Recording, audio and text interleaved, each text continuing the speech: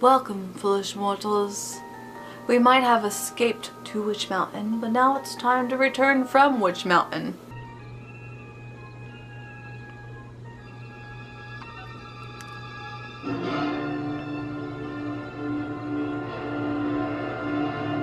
Return from Witch Mountain was released in 1978.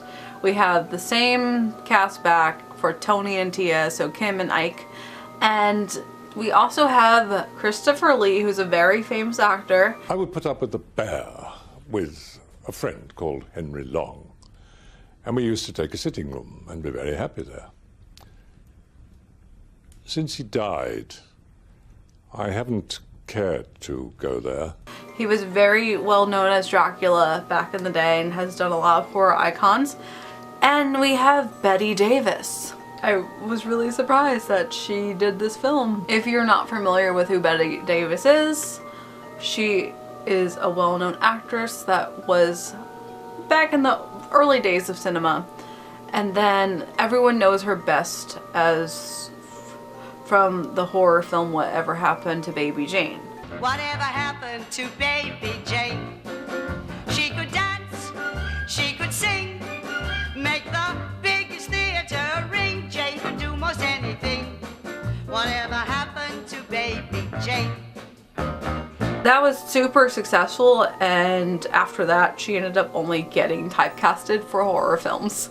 So it's fitting that we have this sci-fi fantasy thriller film and she's the villain in it. The twins come back to Earth to visit for a week as a vacation to them.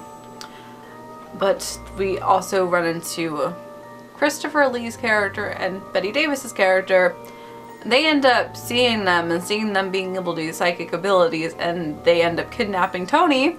Unbuckle yourself and sit up.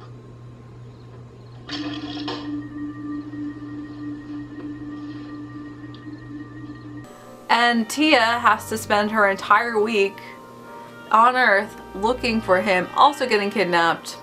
And then they have to stop the world from blowing up and having an apocalypse.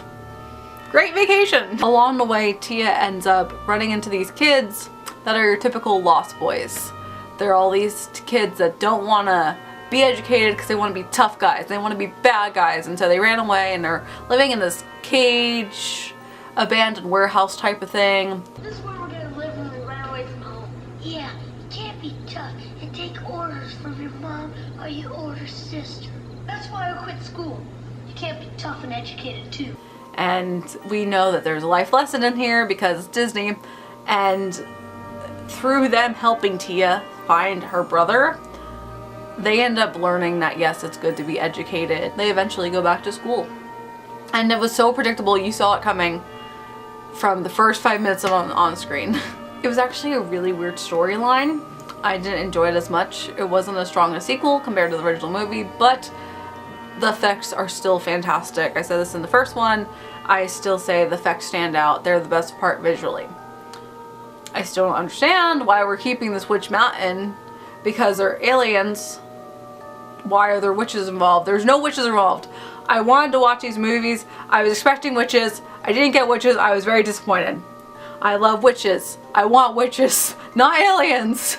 I didn't ask for aliens. And then just like in true fashion, how the first one had really weird, creepy marionette puppets, this one has a bunch of statues coming to life and levitating, and also is very creepy and unneeded.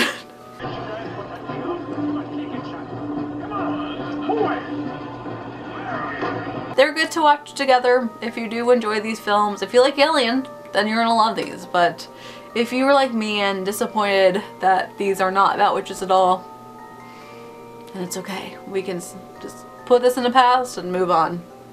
But there still are good films to check out if you wanna see them. Tomorrow we're gonna talk about one of the scariest films that Disney has actually done, with The Watcher in the Woods. So you can stay tuned, and as always, I hope you have a magical day, and I will see you real soon.